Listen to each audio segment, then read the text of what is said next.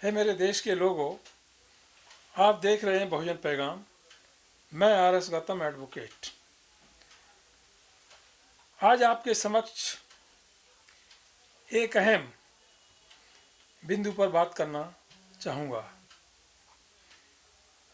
आप देख रहे हैं कि सदियों से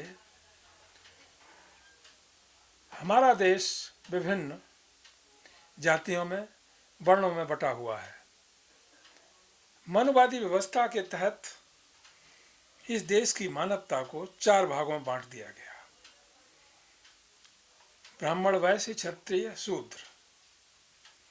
शूद्र जिनकी संख्या इस देश में करीब 70% से ज़्यादा है, माइनॉरिटी को जोड़ दें 90% हो जाते हैं।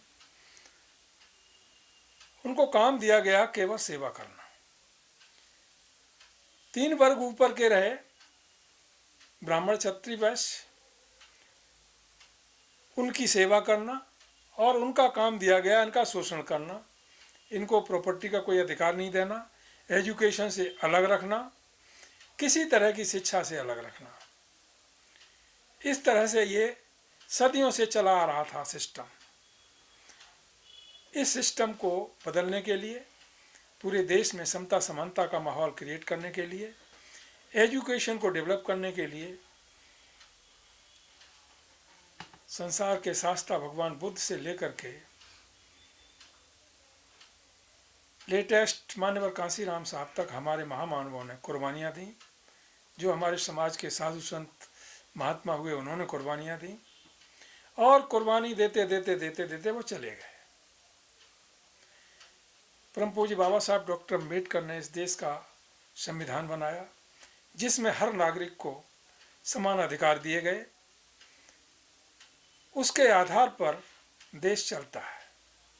लेकिन फिर भी क्या ऐसे कारण हैं जिसकी वजह से देश का बहुजन समाज, जिसकी संख्या आज 85-90% है, न तो एजुकेशन में आगे निकल पाया, न सत्ता पे काबिज हो पाया, न ही जुडिशरी पे काबिज हो पाया, किसी भी क्षेत्र में वो काबिज नहीं हो पाया। कारण क्या रहे? डिवाइड एंड रूल की पॉलिसी इस देश में अपनाई जा रही थी, आज भी अपनाई जा रही है। आज तो इस देश में संविधान है, लेकिन फिर भी उसका वायोलेशन करते हुए दूसरे लोग पूरे देश के बहुजन समाज को अब भी गुलाम बनाए रखना चाहते हैं और उसी की तरफ ढकेलना चाहते हैं। ऐसी दिशा में हमारा मिशन क्या होना चाहिए? साथियों, अच्छी तरह से आपको पता है, जो बुद्धिजीवी उनको पता है, जब तक इस भारत देश में बुद्ध का धम्म घर घर नहीं पहुंचेगा, तब तक समूची मानव जाति में विघटन करने वाली शक्तियां, मनुवाद, ब्राह्मणवाद, जातिवाद, वर्णवाद, पाखंडवाद, शोषणवाद, यह खत्म नहीं हो सकता। केवल और केवल बुद्ध के धम्म को यदि हमने घर घर पहुंचा दिया, वही इसका इलाज कर देगा। बुद्ध के धम्म के सामने किसी भी तरह का मनुवाद, पाखंडवाद नहीं टिक सकता।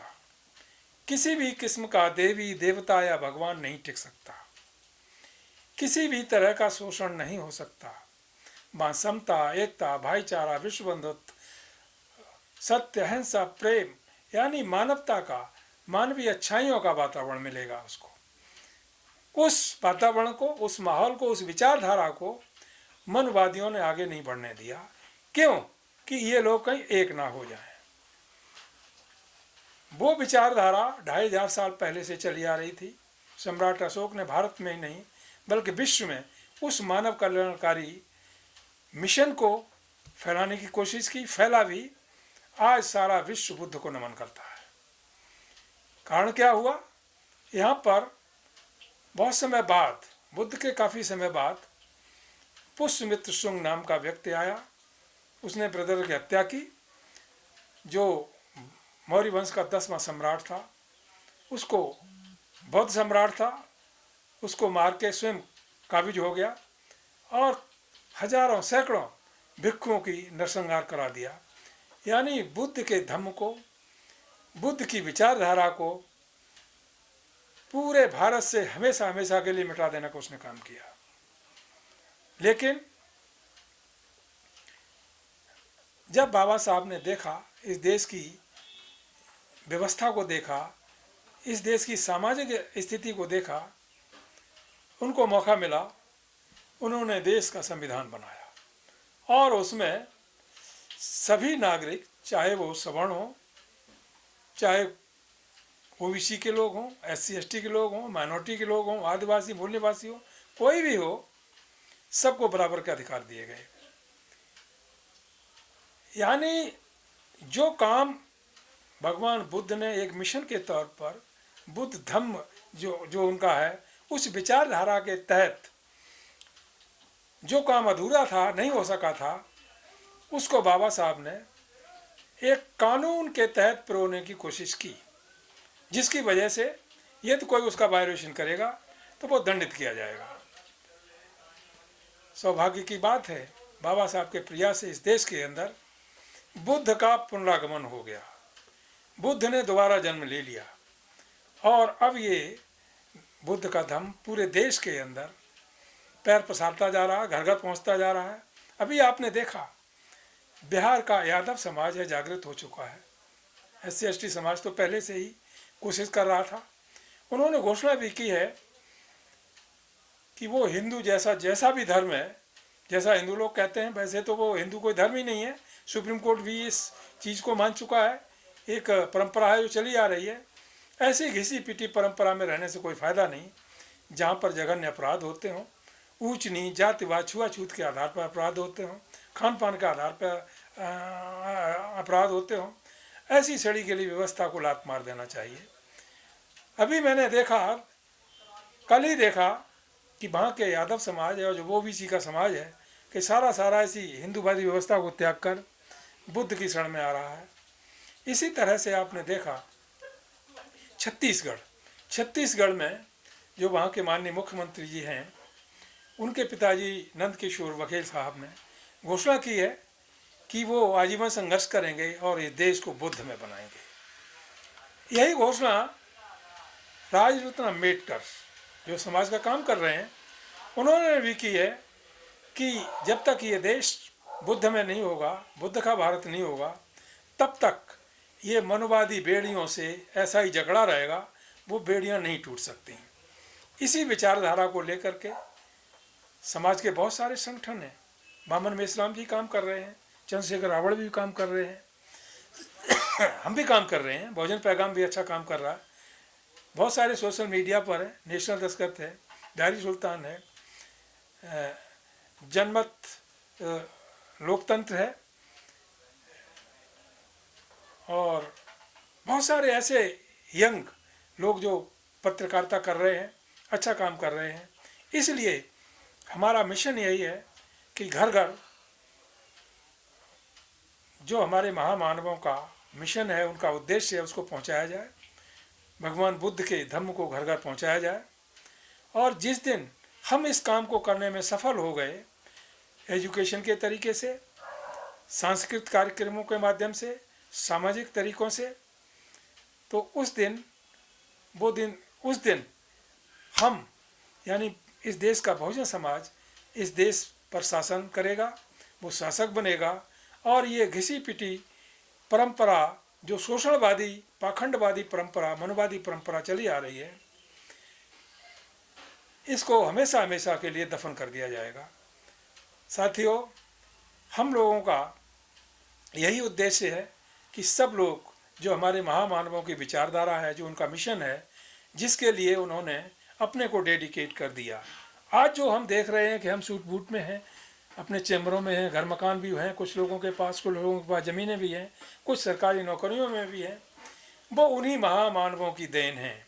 कोई ये ना समझे कि वो अपनी एजुकेशन के आधार पर जज हो गया है, कलेक्टर हो गया है, वकील हो गया है, डॉक्टर हो गया, इंजीनियर हो गया, कुछ भी हो गया। अरे पहले भी तो था, पहले क्यों नहीं हो गए? पहले भी तो ये सब होते थे, पहले क्यों नहीं हो गए? क्योंकि आपकी एंट्री नहीं थी एजुकेशन में। अब एंट्री एजुकेशन में कराई भारत के संविधान ने। संविधान किसने बनाया? बाबा साहब डॉक्टर अम्बेडकर ने। हम सबको कृतज्ञ होना चाहिए उस महामानव का, उस एक महामानव का जिसकी बदौलत आज पूरा देश समता की तरफ, समानता की तरफ, अपने अधिकारों की तरफ जागरूक होकर बढ़ रहा है और प्रगति कर रहा है। साथियों, समाज में जितने भी लोग हैं जो अपने को बुद्धिजीवी कहते हैं, अम्बेडकरवादी कहते हैं, अपने को बुद्धिस्ट कहते हैं, मैं उन सबसे आग्रह करता हूँ, निवेदन करना चाहता हूँ कि कहने से कुछ नहीं होगा, करने से होगा। आप जय भीम कहते रहिएगा, नमो बुद्धाय कहते रहिएगा। अरे जो बाबा साहब ने कहा है उसको आप फॉलो नहीं करोगे, जब तक उस पर चलोगे नहीं, उसको धारण नहीं करोगे, तब तक वो मंजिल तक नहीं पहुंच सकते। इसलिए फॉर्मेलिटी करने की बात नहीं, वो ख़त्म करो। और वास्तव में जो महामानवों ने हमारे लिए किया, उनके व्यूज़ थे, वो पाने के लिए हमको घर घर तक जाना चाहिए। हम यही कोशिश कर रहे हैं। कल्चरल कार्यक्रम भी स्टार्ट हो गए हैं, उनके माध्यम से जो समाज की माताएं हैं, बहनें हैं, बेटियां हैं, स्टूडेंट्स हैं, युवा हैं, जो यूनिवर्सिटी में पढ़ते हैं, कॉलेजों में पढ़ते हैं, उनको भी जागृत करने की ज़रूरत है। उनको इस दिशा में शिक्षा देने की ज़रूरत है। और ये हमारे समाज के जो विद्वान लोग हैं, बुद्धिमत्ता रखते हैं और समाज से कुछ लगाव रखते हैं, उनको डेडिकेट होकर के ये काम करना चाहिए, जिसकी वजह से हमारे समाज की भावी जनरेशन एजुकेट होकर के अपने अधिकारों को पहचान सके, उनकी रक्षा कर सके और बराबरी का जीवन के हर क्षेत्र में, देश के हर क्षेत्र में अधिकार पा सके। तभी ये देश मजबूत होगा, महान होगा और ये बहुजन समाज जिसके खून पसीने की कमाई चंद लोग खाते हैं, वो बंद होगी और वो खून पसीने की कमाई है उन लोगों को नसीब होगी जो कमा करके दूसरों को देते हैं। आज आप देख रहे हैं देश की पूंजीवादी सरकार सारी पूंजीवादी व्यवस्था के तहत जो गिने चुने पूंजीपति है उन्हीं के हवाले करती जा रही है। 3 कृषि कानून बने, उनके फेवर में है। आपके लिए कौन सा, आज 6 साल से ज़्यादा हो गया बीजेपी की सरकार बनी देश में। बहुजनों के लिए एक बता दो कौन सा कानून बना दिया इन्होंने और उसके साथ उनको क्या लाभ मिल गया। यहाँ तक इन्होंने जो बच्चे पढ़ते थे उनका खाना पीना, उनका वजीफा जो मिलता था वो भी बंद करा दिया। स्कूलों में खिचड़ी दे करके भगा दिया जाता है। स्कूल भी बंद से पड़े हुए, वहाँ पढ़ाई लिखाई नाम की कोई चीज़ नहीं होती है किसी तरह की। तो एजुकेशन नहीं रहेगी तो सब खत्म हो जाएगा। इस सरकार का उद्देश्य है लोगों को सबसे पहले एजुकेशन से दूर करो, जो कि इनकी वर्णवादी व्यवस्था, मनवादी व्यवस्था में निहित है कि यदि कोई शूद्र एजुकेशन पाता है उसे और सुनता है वेद पुराण, यदि कोई एजुकेशन की बात सुनता है उसके कानों में शीशे पिघला के डाल दिया जाए। तो भाई शुरू से ये काम करने जा रहे हैं कि एजुकेशन से हमारे बच्चों का, आगे आने वाली जनरेशन का उनको दूर करते जा रहे हैं। इनके बच्चे विदेशों में पढ़ रहे हैं। हमारे बच्चों के लिए क्या कह दिया इन्होंने, भाई कावड़िया बन के तुम जाओ, घंटा हिलाओ, मंदिरों में जाओ, वहाँ जो जगह जगह इनके पंडित पुजारी बैठे हुए हर गली में, हर मोहल्ले में, तो वो यही पाठ पढ़ाते हैं, जो भी है 1 रुपया, 2 रुपया, 10 रुपया, 5 रुपया, 1000 रुपया, सोना चांदी सब यहाँ चढ़ा जाओ, हम तुमको आशीर्वाद दे देंगे, तुम्हारा कल्याण हो जाएगा। इस तरह ये भी एक शोषण का बहुत बड़ा जरिया है जो कि सदियों से चला आ रहा है।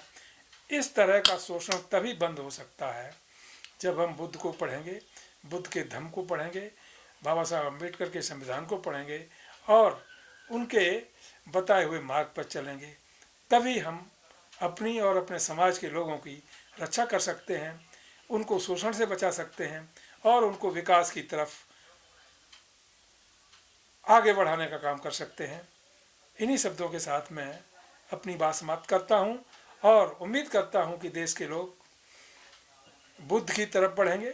चलो बुद्ध की ओर, इस नारे को सफल बनाने का काम करेंगे और हमारे महापुरुषों के जीवन संघर्ष को, उनके साहित्य को, उनके लिटरेचर को घर घर पहुंचाने का हम बुद्धिजीवी काम करेंगे, जिसकी वजह से वो किसी पिटी व्यवस्था को जलाकर जो नई व्यवस्था है, विकासवादी व्यवस्था है, उसको पढ़ें और वो पढ़ लिख करके अपने जीवन को सफल बनाएं, समाज को मजबूत बनाएं।